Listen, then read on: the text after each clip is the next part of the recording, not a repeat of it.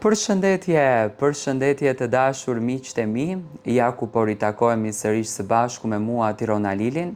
për të sjellë ngjarjet më të fundit nga jeta e Brikenës dhe jeta e Mateos.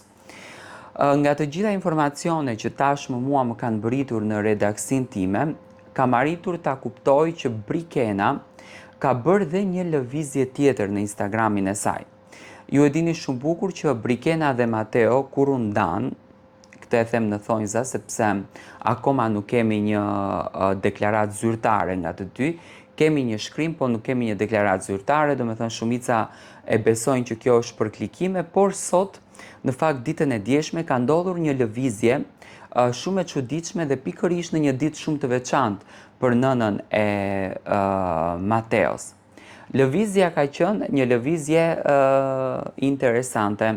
Brikena ka përzgjedhur që ditën e sotme, pikërisht në ditëlindjen e zonjës, të heq nga Instagrami nënën e Mateos edhe mbesën e Mateos. Ne kemi komentuar disa ditë më parë, më konkretisht një javë më parë, që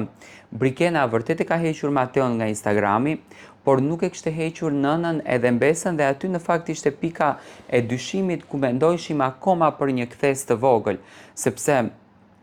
në momentin që ti heq edhe vjerën, ti e dëshmon më se marrëdhënia jote me djalin në fjalë ka përfunduar për gjithmonë. Dhe në këtë rast unë shoh një marrëdhënie të tillë, që do të thënë Brikena e ka mbyllur marrëdhënien më përgjithmonë me Mateon. Por nga ana tjetër, edhe Mateo ka hequr të gjitha lajkat me Brikenën. Sinqerisht mua më vjen shumë keq, unë do kisha dashur që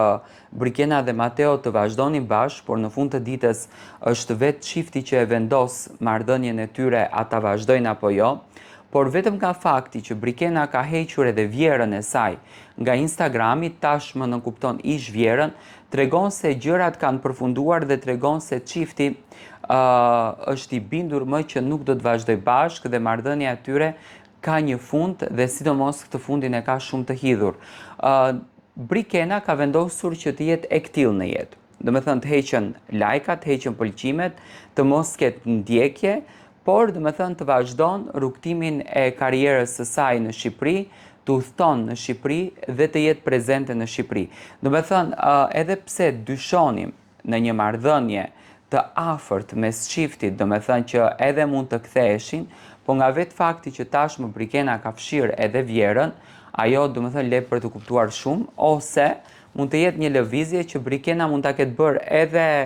privat, një followers që të mos e ndjekin që është aktive, por besoj që Brikena po ta kishte bërë privat, do ta kishte bërë në atë kohën kur ishte një fluks i madh dhe jo në momentin kur ajo është në ditën e saj më të bukur, në ditëlindje. Kur nusja i bën një dhuratë vjerës, Brikena e heq nga Instagrami.